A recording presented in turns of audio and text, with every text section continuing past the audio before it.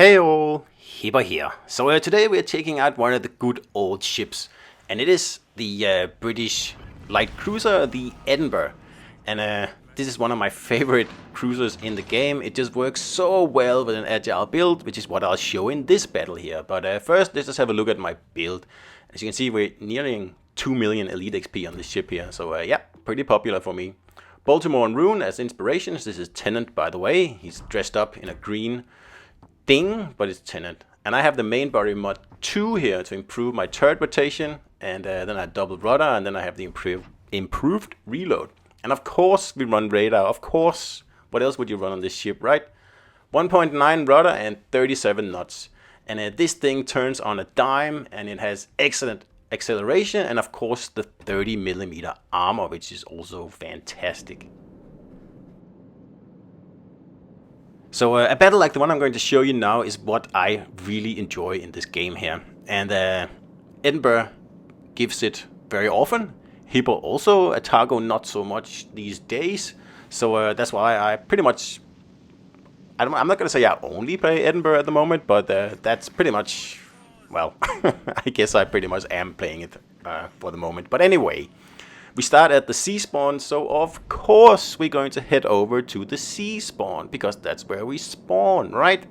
And also I get located on the way here, so that's telling me, that's probably the destroyer. So obviously we're going to keep going, and I'm just going to go kind of parallel to the map here, because sooner or later I'm going to get spotted, and I just want to be able to turn in or out, F as needed, as soon as I get spotted. But as it is right now, it's fairly peaceful, cruising along, not really anything to worry about.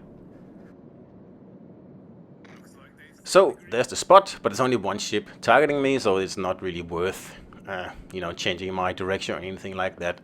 Once there's 3 ships, we'll start to think about it, but then I go unspotted, and that also tells me that the destroyer is probably hiding behind the island, right outside the sea cap. So I just pop the radar, so we get an idea of where he is, and yep, that's exactly where he is. I don't know why he's going that way, because it's kind of, stopping him from spotting. That's also why I suddenly went unspotted there, because he went behind that boulder there, and anyway, so someone else is shooting at him, going to push him over to this side here, and that's exactly what we want. So I'm just going to line up a broadside, and my radar is out, so he could go black here at any time. So we're just going to finish him off. Has to be quick, has to be efficient here. Almost, I was aiming a little bit off there, but it's okay. We get another chance, and down he goes. Then we got to turn out, because of course everybody is trying to actually shoot at us here. So as soon as I shoot my guns here, I already start turning out, so I don't get citadeled. Because you always have to look at your engineers also at the time when you're shooting a destroyer. And I knew there was at least a few ships shooting at me. And I was also expecting torpedoes. And that's also why I made sure I turned very, very sharp here. Because that's what you can do in Edinburgh. It's a little speedboat. That's what it really is. Except it's not really that fast, but it's very maneuverable. And it's a lot of fun.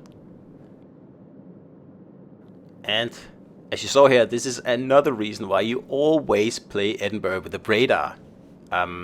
Smoke, I don't get it. What's the point of playing the radar? I'm playing the Edinburgh then, but whatever. I don't play with smoke, I play with radar, and it works very, very well. Especially when you can, catch destroyers in nasty situations like here. But we're done over here.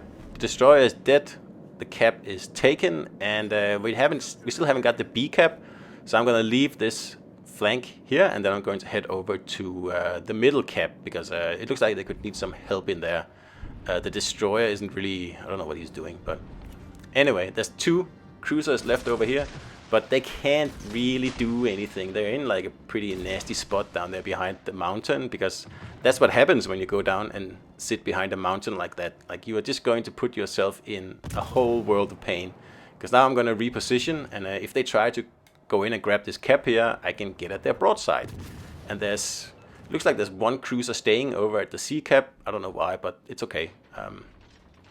We can live with that. So like I said, we're going for the B cap now. We're gonna make sure we have as many caps as possible, as early on in the game as possible, because that means we can take it easy later on in the game. and we don't have to, you know, stress as much. It's just better for my blood pressure, really. And yeah, I just love Edinburgh. It's so much fun, and I know there's so many like alternatives to the ship these days, which is great. I asked for a premium Edinburgh for a very long time, and now we have pretty much two of them. And although I don't really like them that much, I'm still very happy we have them because they're actually different from Edinburgh. And in a minute we'll see one of them. But of course the other one is Perfect 10, and it's super fast and super squishy, so very different from Edinburgh. But other than that, it's a very similar ship. So that's why I like them, because they're so different. And you know, Wargaming has finally started to listen to me, or I don't know if it listened to me, but they have started to actually make the premiums different. It's not just, you know, oh, let's make another premium and then fiddle a little bit with the armor scheme so it's different. No. It's totally different here. And this guy smokes up, which is perfect. Very, very nicely done. So I'm just gonna borrow his smoke here.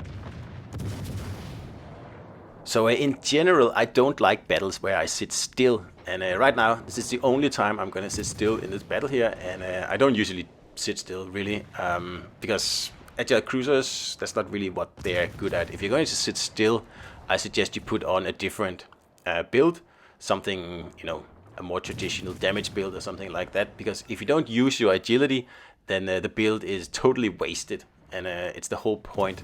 So, for example, in the beginning, because I go much faster than other Edinburghs, I was able to get into a good position in that cap there, and because I've run a radar, not smoke, on my Edinburgh, I was able to figure out, hey, exactly where the DD was. And because I maneuver so quickly, I was able to dodge his torps and all the incoming shells and whack the DD out of the game. And already there, it should be a victory. Because in, you know, the perfect world, no red team should be able to survive losing the DD in the first few minutes of the game. So here we have an Ochakov, and that's a damage farmer. And that's what he's doing. And I gave him a citadel, so he can enjoy that. Ha! It's also one of the ships I really hate, is the Ochakov. It's just a silly ship.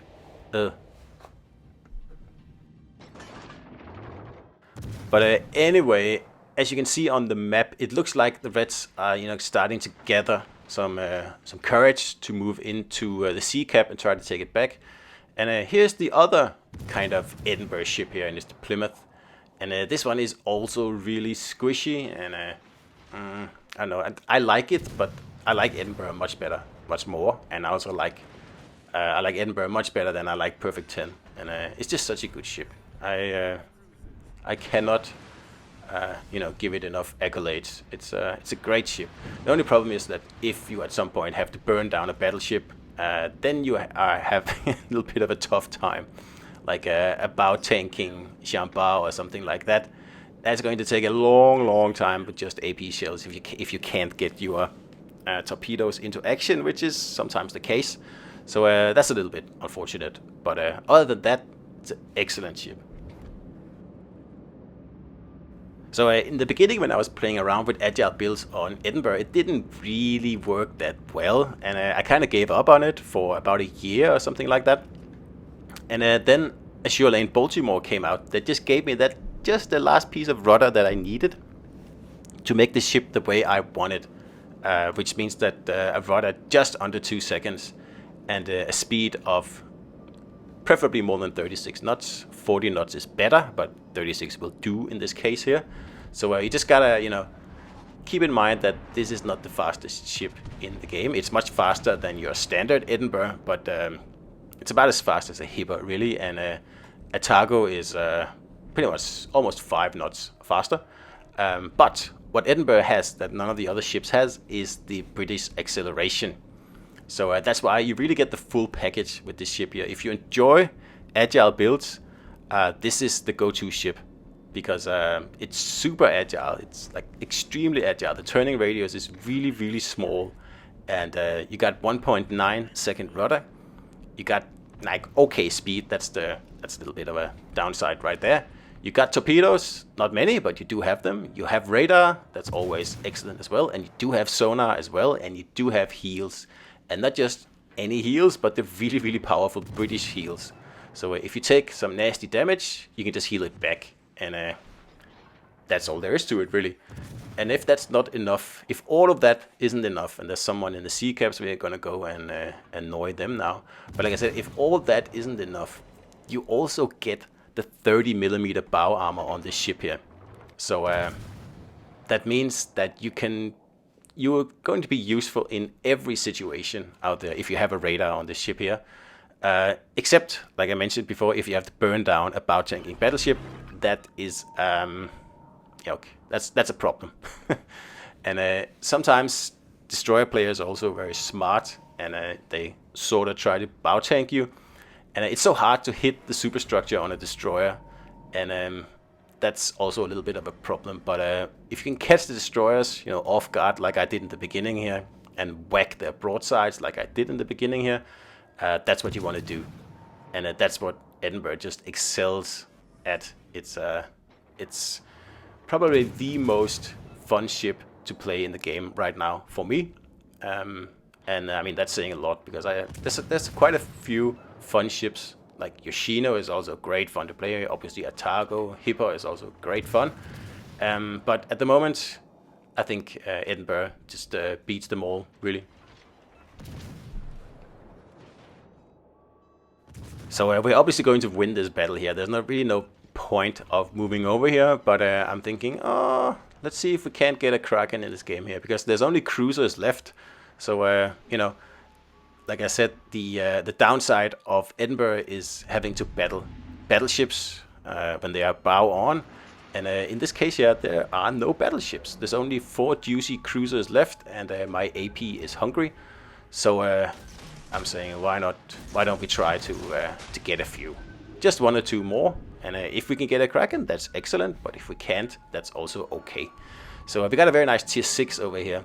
So that's the guy I've just pretty much been waiting for to come out of his hiding or whatever he is. So we give him a salvo here. We don't get a citadel there. That's actually very mysterious. But okay, fine. And the torpedoes, they're going to almost certainly whack that cruiser there, because he doesn't have a camo on. And there we go. I don't expect him to turn. And he didn't. So that was it. Done. So that makes it 3 kills, and the Sarah here is mine. So I'm just hoping that he's broadside on when I come around here, which he is, but then he just angles a little bit there, which is unfortunate.